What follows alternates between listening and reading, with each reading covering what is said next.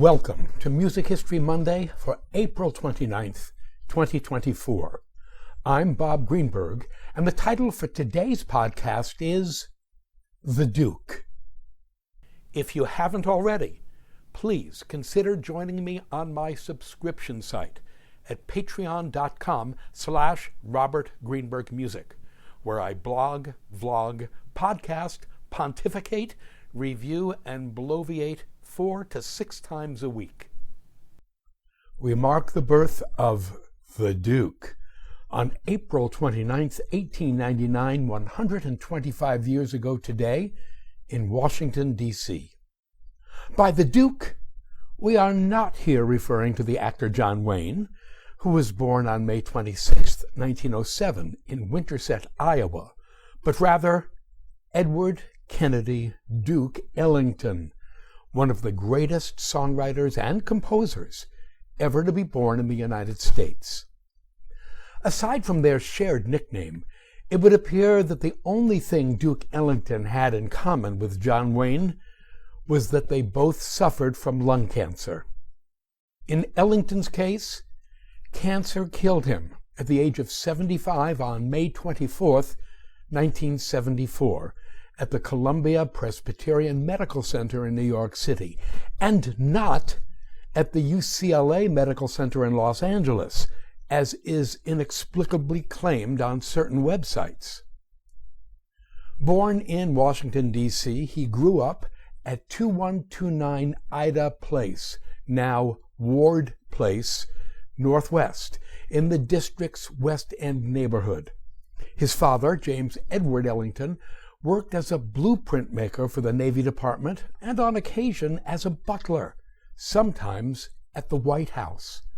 His mother, Daisy, born Kennedy, was the daughter of formerly enslaved people. Theirs was a musical household. Both of Ellington's parents played the piano. We are told that James Edward Ellington preferred to play arrangements of operatic arias, while Daisy preferred the semi-classical parlor songs that were popular with the middle and upper middle classes at the time. And let us make no mistake, the Ellingtons were indeed of the upper middle class, sophisticated, educated, upwardly mobile, proud of their racial heritage, and unwilling to allow their children to be limited by the Jim Crow laws of the time. According to Studs Terkel, writing in his book Giants of Jazz, The New Press, 2nd edition, 2002, quote, Daisy Ellington surrounded her son with dignified women to reinforce his manners and teach him elegance. His childhood friends noticed that his casual, offhand manner and dapper dress gave him the bearing of a young nobleman, unquote. It was that noble bearing that prompted Ellington's high school friend, Edgar McEntee, to come up with the nickname that Ellington wore so very well for so very long. According to Ellington himself, quote, I think he, meaning Edgar McEntee, felt that in order for me to be eligible for his constant companionship, I should have a title. So he called me Duke, unquote. For the young Ellington, piano lessons were a must. It was, for children of his generation, and mine as well, an inevitable childhood rite of passage. Having said that, like so many red-blooded American kids, Ellington preferred baseball, at which he excelled. In his autobiography, he recalled that, quote, President Theodore Roosevelt would come on his horse sometimes and stop and watch us play, unquote. For our information, Ellington's love of the game ran deep, and his first paying job was selling peanuts at Washington Senators games.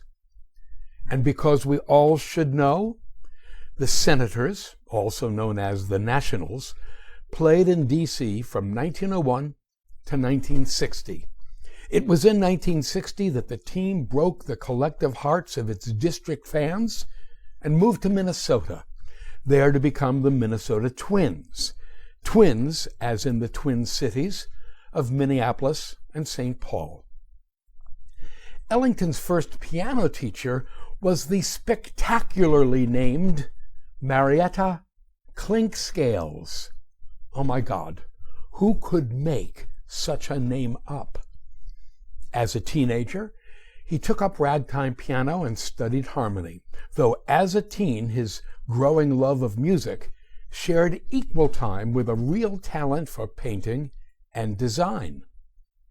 In 1917, during his senior year in Samuel Chapman Armstrong Technical High School, he won a poster contest sponsored by the National Association for the Advancement of Colored People and was offered a scholarship by the Pratt Institute of Applied Art. But Ellington turned the scholarship down because he had decided, thank heavens, to pursue a career in music. Paying his dues. From there, Ellington began his climb up the musical ladder, slowly but steadily building his reputation as a pianist and as a leader of increasingly large musical groups, first in the Washington, D.C. area and then in New York City. He held down a variety of day gigs. He painted signs, worked as a messenger for the U.S. Navy and State Departments, and, after having moved to New York City, he hustled pool. Thank heavens no one broke his thumbs, as happened to Paul Newman in the 1961 movie The Hustler. In September of 1927, at the age of 28, Ellington caught his big break. Writing in the New York Times, the music critic John S. Wilson tells us what happened. Quote, in September of 1927, when the band had expanded to 10 men, the Cotton Club, gaudy Harlem showplace, found itself in sudden need of an orchestra when King Oliver, whose band was scheduled to open there, decided he had not been offered enough money. Mr. Ellington got the booking, but first he had to be released from a theater engagement in Philadelphia. This was arranged when the operators of the Cotton Club asked some associates in Philadelphia to call on the theater manager with a proposition. Be big, or you'll be dead. He was big, and Duke Ellington began his 5-year association with the Cotton Club. Unquote. The Cotton Club. As the just-read quote would indicate, the Cotton Club was, in those days of Prohibition, intimately associated with organized crime. What would become the Cotton Club was born in 1920, when the former heavyweight boxing champion Jack Johnson, 1878 to 1946, opened an exclusive supper club in central Harlem, on the top floor of the building at the corner of 142nd Street and Lenox Avenue. He called the place the Club Deluxe. In 1923, Jack Johnson sold the club to the gangster and bootlegger Owney Madden, 1891 to 1965, nicknamed the Killer, for the various murders he had committed on his way up.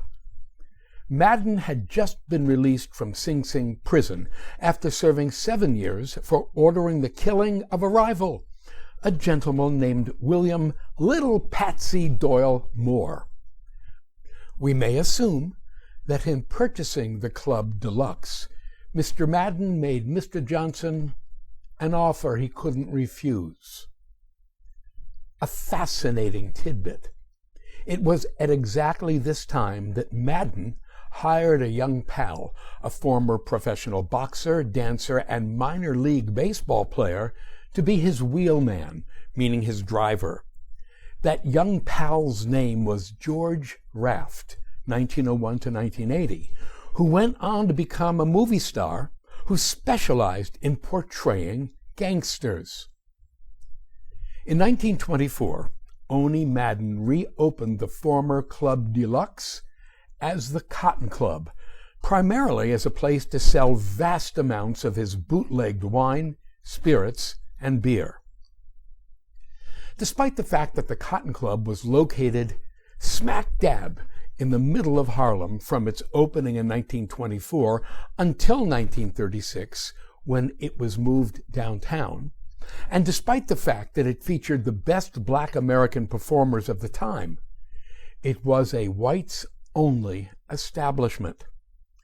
Writes Steve Watson in his book, The Harlem Renaissance, Hub of African American Culture, 1920 to 1930, Pantheon, 1996, quote, "Black performers did not mix with the club's white clientele, and after the show, many of them went next door to the basement apartment of the club's superintendent at 646 Lenox, where they imbibed corn whiskey, peach brandy, and marijuana," unquote.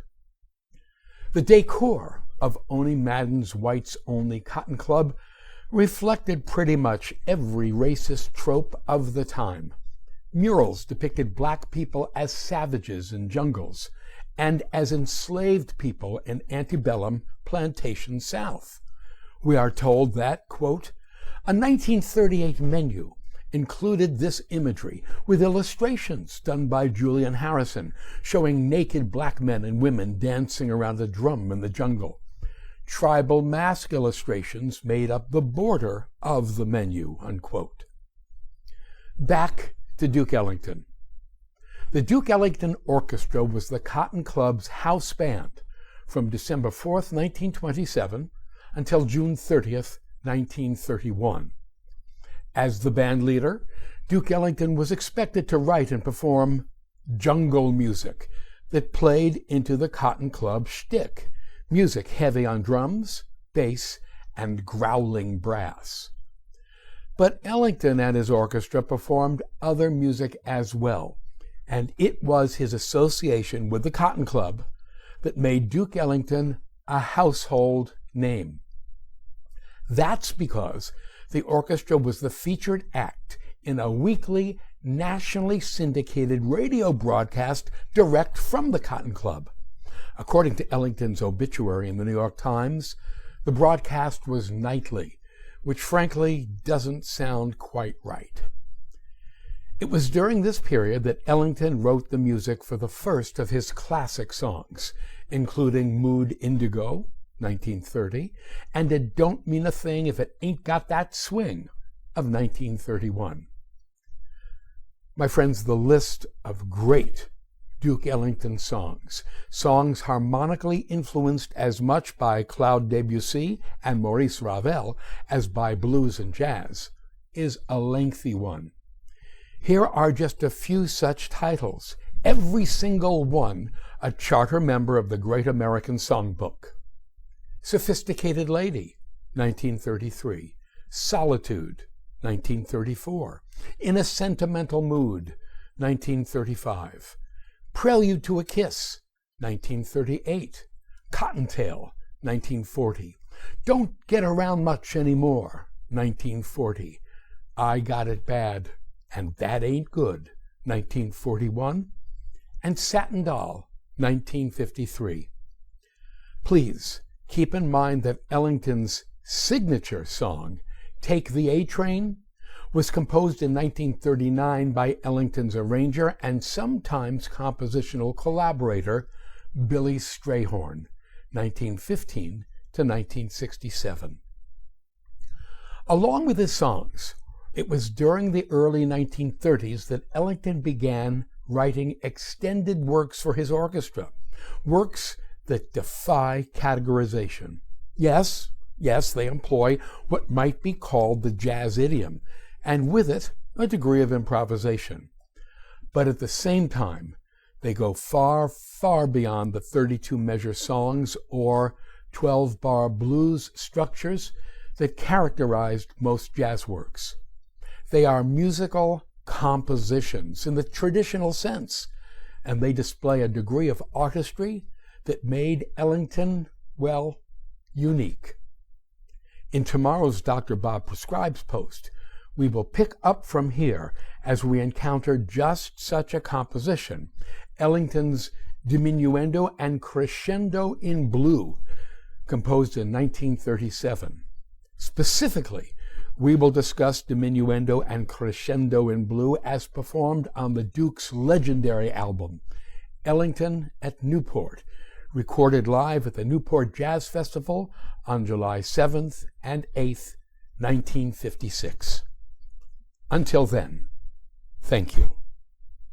To sample and download one or all of my many courses on subjects musical produced by the Great Courses/The Teaching Company, please visit my website at robertgreenbergmusic.com.